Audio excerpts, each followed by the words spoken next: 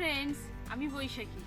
আমার এই ছোট্ট কিচেন কর্নারে তোমাদের সবাইকে স্বাগত। তো আজকে আমি একটা নতুন রেসিপি নিয়ে চলে এসেছি তোমাদের সাথে শেয়ার করব বলে। আমাদের আজকের রেসিপিটা হলো কাঁচা জলে শোল মাছ। তো চলো শুরু করা যাক। আজ সকাল থেকেই ছিপ নিয়ে ঘুরঘুর করছিলাম বড় মাছ পাওয়ার আশায়। দেখো আমি কত বড় শোল মাছ ধরেছি আজকে ছিপ দিয়ে। দুই একটা ছোট পুঁটি মাছ ধরার পরই আমি এই বড় মাছটা ধরতে পেরেছি। এই শোল মাছ দিয়ে আজকে একটা রেসিপি করে দেখাবো। এই মাছটা ছিপে পড়তেই আমি ভাবলাম তোমাদের সাথে একটা রেসিপি শেয়ার করি। মাছটা এতটাই ছটফট করছিল যে বড়শিতে আরো বেশি করেই গেঁথে গেছে। এমন বাধা বেঁধেছে যে ছাড়ানোই যাচ্ছে না। বড়শিটা না আমার হাতে ফুটে যায়। অবশেষে অনেক টানাটানির পর বড়শিটা আমি ছাড়াতে পেরেছি। দেখো মাছটা সত্যি কতটা বড়। এই মাছটা পাওয়ার পর আমি ভাবলাম আবার ছিপ ফেলে দেখি আর কোনো বড় মাছ পাই কিনা। কিন্তু কি আর বলবো, সেই ছোট ছোট পুঁটি মাছগুলো ছাড়া আর কিছুই দেখা জুটলো না। তবুও বেশ কিছুক্ষণ চেষ্টা করলাম, কিন্তু তাতেও কোনো ফল হলো না। তাই ভাবলাম আর কোনো বড় শোল মাছের দরকার নেই, এই একটাই থাক। এই একটা দিয়েই আজ তোমাদের রেসিপি করে দেখাবো। চলো এবার আমি মাছটা কেটে নিই, তোমরা দেখতে থাকো।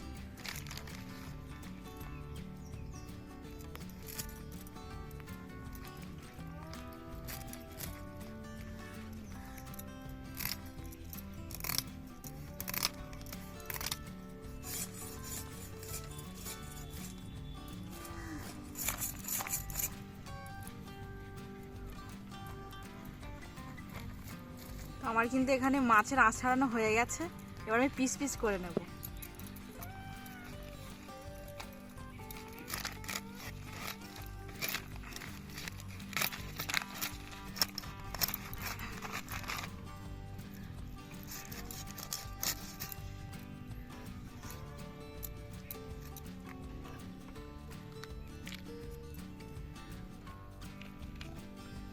তো মাছটা আমি এখন ছোট ছোট পিস করে নেব, কারণ আমি যে রেসিপিটা করব সেটা ছোট ছোট পিস হলেই ভালো হয় আর কি। মাছটা তো ছোট ছোট পিস করে নেব আমি।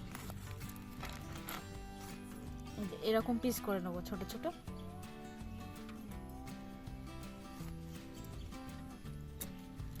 আমি কিন্তু ছাই নিইনি হাতে, ওই জন্য স্লিপ খেয়ে যাচ্ছে। এই যে হয়ে গেছে, আরে পিসটা করে নেব। এটা আমাদের পুকুরের অনেক পুরনো মাছ, গাটা একদম হলুদ হয়ে গেছে। এখনো পুকুরে অনেক শোল মাছ আছে, শুধু ধরা যায় না। আজ আমার ভাগ্যটা ভালো, ওই জন্য একটা শোল মাছ পড়েছে। দেখো আমি মাছগুলো ছোট ছোট পিস করে কেটে নিয়েছি। ব্যাস আমার মাছ কাটা রেডি হয়ে গেছে, এবার আমি ধুয়ে আনি।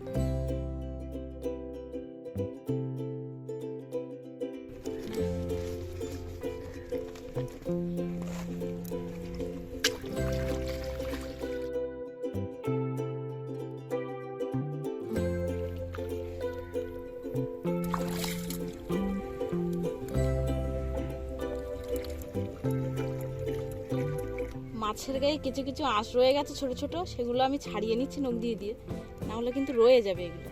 অনেকে কিন্তু মাছের ছাল ছাড়িয়ে নেয়, শোল মাছের ছালটা ছাড়িয়ে নেয়, আমি কিন্তু ছাড়াইনি। যে যেরকম ভাবে খেতে পছন্দ করে।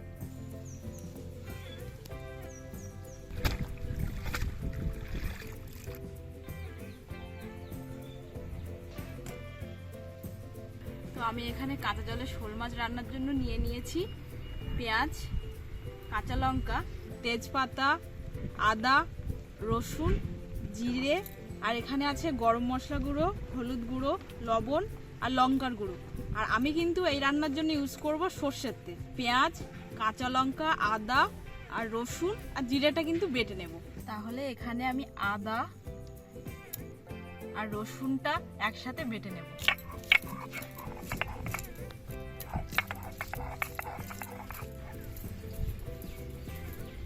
আমি এবারে আদা রসুন বাটাটা একেবারে মাছের মধ্যেই দিয়ে দিচ্ছি। এবার দিচ্ছি কাঁচা লঙ্কা আর দিয়ে দেবো পেঁয়াজ।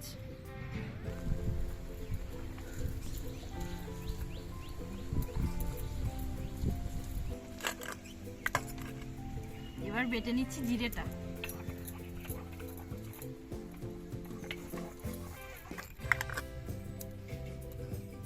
আমি এখানে সব মশলাগুলো দিয়ে মাখিয়ে নেব। প্রথমেই দিয়ে দেবো পরিমাণ মতো নুন। এবার আমি দিয়ে দেব লঙ্কার গুঁড়ো, এবার দিয়ে দেব হলুদ গুঁড়ো, আর দিয়ে দেব 2টো তেজপাতা, আর এখানে দিয়ে দেব সর্ষের তেল। এবার মশলাগুলোকে একসাথে ভালো করে মিশিয়ে নেব।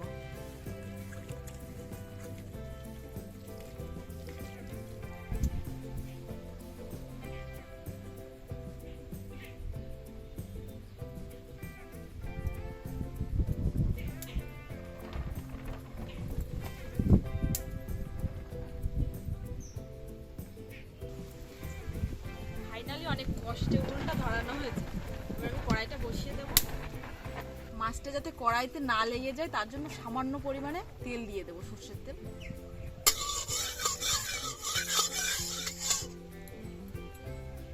এবার আমি মাখিয়ে রাখা শোল মাছটা কড়াইতে দিয়ে দেবো।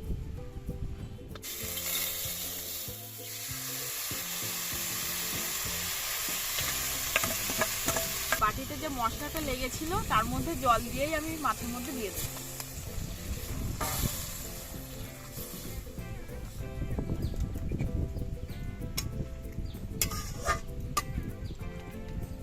যেহেতু মাছটা না ভেজে কাঁচা অবস্থাতেই জল দিয়ে রান্না করা হয় বলেই রেসিপিটার নাম কাঁচা জলে শোল মাছ। এবার এটা কিছুক্ষণের জন্য ঢেকে দিলাম।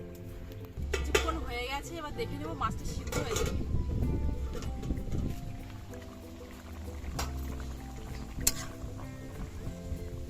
খুব সুন্দর একটা কালার চলে এসেছে।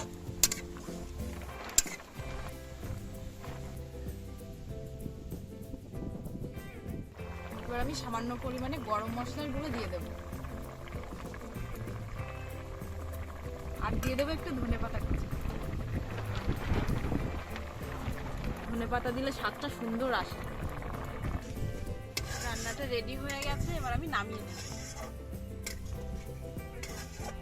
খুব সুন্দর একটা গন্ধ বেরোচ্ছে।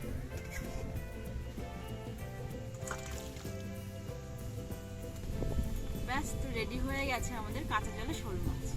এখানে কালারটা কিন্তু খুব সুন্দর আসছে, আর গন্ধও বেরোচ্ছে সুন্দর। খেতে না জানি কত সুন্দর হবে। দেখো দেখতে কতটা সুন্দর লাগছে। তোমরা কিন্তু বাড়িতে বানিয়ে এইভাবে খেয়ে দেখতে পারো। আমার এই রান্নাটা যদি তোমাদের ভালো লেগে থাকে অবশ্যই একটা লাইক করে দিও, আর নতুন নতুন রেসিপি পেতে চ্যানেলটিকে সাবস্ক্রাইব করতে ভুলো না কিন্তু। আজ তাহলে এই পর্যন্ত, আবার দেখা হবে পরের অন্য কোনো রেসিপি।